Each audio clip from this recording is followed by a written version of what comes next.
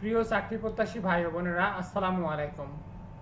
আজকের ভিডিওতে আমি আপনাদের দেখাবো এনজিও সেক্টরে শাখা হিসাবরক্ষক পদে যে সকল প্রশ্নগুলো বারবার আসে সেই সকল প্রশ্নগুলোর সমাধান। আপনারা জানেন যে আমি রিসেন্টলি একটি প্রশ্ন দিয়েছিলাম, আপনারা সবাই সেই প্রশ্নটির সমাধান চেয়েছেন। তো আজকের ভিডিওতে আমি শাখা হিসাবরক্ষক পদের প্রশ্নগুলোর সমাধানগুলো দিব। আপনাদের অবগতের জন্য বলতেছি, এই প্রশ্নগুলো বিভিন্ন এনজিওতে আসা শাখা হিসাবরক্ষক পদের জন্য কালেক্ট করা, সেগুলোকে কম্পাইল করে আপনাদের মাঝে আমি উপস্থাপন করতেছি। তো আপনারা যারা প্রশ্নটির সমাধান পেতে চান তারা অবশ্যই আমাদের চ্যানেলটি সাবস্ক্রাইব করে রাখবেন এবং ভিডিওটি সবার মাঝে শেয়ার করে দেবেন। প্রিয় ভিউয়ার্স, আমি বিগত দিনে যে কোশ্চেনগুলো দিয়েছিলাম, প্রথম যে কোশ্চেনটা দিয়েছিলাম সেটা হচ্ছে হিসাব বিজ্ঞানের স্বর্ণসূত্র কোনটি। এই কোশ্চেনটির অ্যান্সার হচ্ছে, আপনারা যারা অ্যাকাউন্টিংয়ে পড়াশোনা করছেন আপনারা নিশ্চয়ই জানেন যে হিসাব বিজ্ঞানের স্বর্ণসূত্রটি হচ্ছে এ ইকুয়াল এল প্লাস ওই।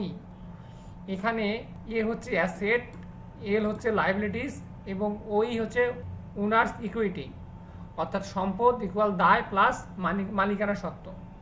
এটাই হচ্ছে মূলত হিসাব বিজ্ঞানের স্বর্ণসূত্র। 2 নম্বর কোশ্চেনটি দিয়েছিলাম যে নিম্নোক্ত হিসাবগুলি কোন প্রকৃতির, আয়, ব্যয়, দায়, সম্পদ লিখুন। মানে এখানে কিছু আপনার হিসাবের নাম দেওয়া আছে, এখান থেকে বের করতে হবে আয় কোনগুলো, ব্যয় কোনগুলো, দায় কোনগুলো এবং সম্পদ কোনগুলো। তো আপনারা এই কোশ্চেনটা কি কি হিসাব দেওয়া আছে এটা দেখলেই বুঝতে পারবেন। তো আমি উত্তরটা বলতেছি। এই হিসাবগুলোর মধ্যে আয়গুলো হচ্ছে ঋণ হতে প্রাপ্ত সুদ বা সার্ভিস চার্জ হিসাব, এটা হচ্ছে আয়। তারপর হচ্ছে বিনিয়োগ হতে প্রাপ্ত সুদ হিসাব, এটা হচ্ছে আয়। সিমিলারলি ব্যয়ের যদি উত্তরটা দেখি, বেতন হিসাব এটি একটি ব্যয়, বাড়ি ভাড়া হিসাব এটি একটি ব্যয়, কুঋণ হিসাব এটি একটি ব্যয়, ঋণের সুদ প্রদান হিসাব এটা একটি ব্যয় হিসাব, জ্বালানি হিসাব এটা একটি ব্যয় হিসাব, ব্যাংক চার্জ হিসাব এটা হচ্ছে ব্যয় হিসাব। তারপরে সম্পদগুলো হচ্ছে বিনিয়োগ হিসাব, এটা একটি সম্পদ, তহবিল হিসাব এটা একটি সম্পদ, আসবাবপত্র হিসাব এটা একটি সম্পদ। তারপর হচ্ছে দায় হচ্ছে সঞ্চয় হিসাব, এটা হচ্ছে দায়, মূলধন হিসাব এটা হচ্ছে দায়, কুঋণ সঞ্চিতি হিসাব এটা দায় এবং ঋণ হিসাব এটা হচ্ছে দায়। তো প্রিয় ভিউয়ার্স, এখানে যে হিসাবগুলো এলোমেলোভাবে আছে সেটাই হচ্ছে আপনাদের এখানে সাজিয়ে দেওয়া হয়েছে উত্তর হিসাবে। এটি ছিল 2 নম্বর কোশ্চেনের উত্তর। 3 নম্বর কোশ্চেনটি, এখানে কিছু লেনদেন দেওয়া আছে, এই লেনদেন থেকে আপনাদেরকে বের করতে হবে প্রাপ্তি হিসাব, আয় ব্যয় হিসাব ও উদ্ধৃতিপত্র।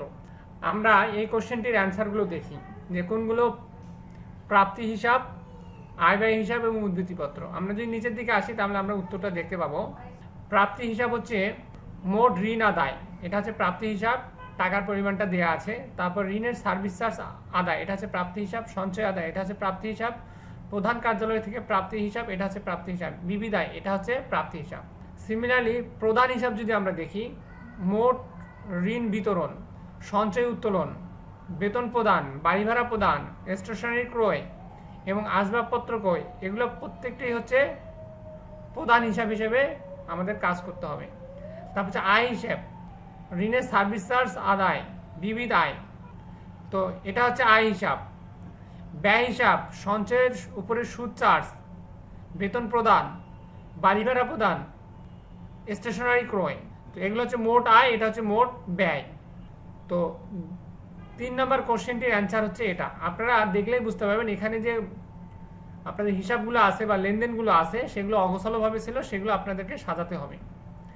একইভাবে আমরা যদি 4 নম্বর কোশ্চেনটা দেখি, 4 নম্বর কোশ্চেনটি বলা হয়েছে একজন সদস্যের কাছ থেকে 1 বছরে অর্থাৎ 45 কিস্তিতে সুদ, সার্ভিস চার্জ সহ 16,875 টাকা আদায় করা হয়। সুদের হার 12.5% হলে মোট কত টাকা আসল বিতরণ করা হয় এবং কিস্তির পরিমাণ এবং মোট সার্ভিস চার্জের পরিমাণ কত। অর্থাৎ আপনাদের এখানে টোটাল আসল এবং সার্ভিস চার্জ সহ টোটাল টাকা হচ্ছে 16,875 টাকা। তো এই টাকাটা থেকে আমাদেরকে আসল বের করতে হবে কত পার্সেন্ট হারে, 12.5% হারে। তো আমার যে এই টাকাটা আছে, এই টাকাটার সাথে আসল এবং সার্ভিস চার্জ বা সুদ সহ 2টা টাকায় আছে, তো তাই না? তাহলে আমার আসল হচ্ছে 100%, সেক্ষেত্রে আসল বের করার নিয়মটা হচ্ছে টোটাল টাকাটাকে আমরা ভাগ দিব 112.5। এখানে 100 হচ্ছে আমাদের আসল টাকাটা, 100% টাকা, আর ইন্টারেস্ট হচ্ছে 12.5%। ভাগ দিয়ে গুণ 100 দিলে আমাদের আসল টাকাটা বের হয়ে যাবে। তারপর আমরা সার্ভিস চার্জটা কীভাবে বের করবো, টোটাল টাকাটা থেকে আসল টাকাটা বাদ দিলেই তো সার্ভিস চার্জটা আসবে। কিস্তির পরিমাণ টোটাল টাকাটাকে আমরা যদি 45 দিয়ে ভাগ দিই তাহলে আমরা কিস্তির পরিমাণটা জানতে পারবো। এটা হচ্ছে 4 নম্বর কোশ্চেনের অ্যান্সার। আর 5 নম্বর কোশ্চেনটা হচ্ছে দারিদ্র্য দূরীকরণে ক্ষুদ্র ঋণের ভূমিকা কি।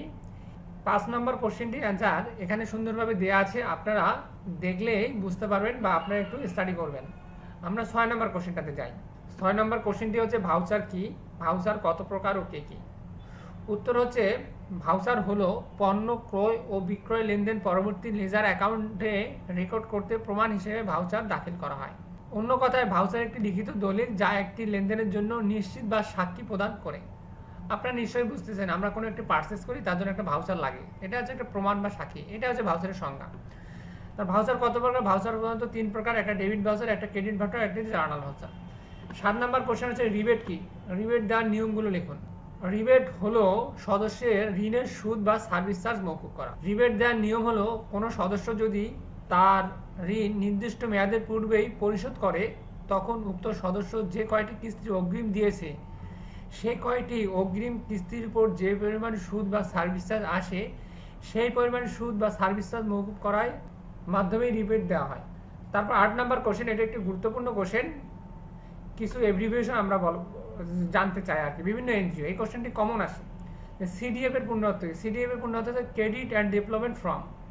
পিকেএসএফ আপনারা সবাই জানে পল্লী কর্ম সহায়ক foundation. MRA micro credit regulatory authority. OSS operational self sufficient. FSS financial self sufficient. CRR cumulative recovery rate per portfolio at risk. OTR on time recovery rate. এটি হচ্ছে 8 নম্বর কোশ্চেনের অ্যান্সার। 9 নম্বর কোশ্চেনের অ্যান্সার হচ্ছে হিসাব চক্রের ধাপগুলো লিখুন। এটা যারা অ্যাকাউন্টিংয়ে পড়াশোনা করেন তারা ভালো জানবেন। হিসাব চক্রের ধাপগুলো হচ্ছে, প্রথমটা হচ্ছে লেনদেন লিপিবদ্ধকরণ, তারপর লেনদেন শ্রেণীবিন্যাসকরণ, লেনদেন সংক্ষিপ্তকরণ, ভুল সংশোধন ও সমন্বয় সাধন, আর্থিক বিবরণী বা চূড়ান্ত হিসাব প্রস্তুতকরণ, তারপর হচ্ছে আর্থিক বিবরণী তুলনামূলক বিচার বিশ্লেষণ। এটা হচ্ছে 9 নম্বর কোশ্চেনটির অ্যান্সার। 10 নম্বর কোশ্চেনটি হচ্ছে, এখানে কিছু লেনদেন দেওয়া আছে, এখান থেকে আপনাদেরকে জাবেদা প্রস্তুত। তো আমরা যদি উত্তরটা দেখি, প্রথম 1 নম্বরটি হচ্ছে ব্যাংক হিসাব ডেবিট হবে এবং নগদান হিসাব ক্রেডিট হবে। 2 নম্বরটা হচ্ছে বেতন হিসাব ডেবিট এবং নগদান হিসাব ক্রেডিট। 3 নম্বরটা হচ্ছে অপচয় হিসাব ডেবিট এবং আসবাবপত্র সঞ্চিত হিসাব ক্রেডিট হবে।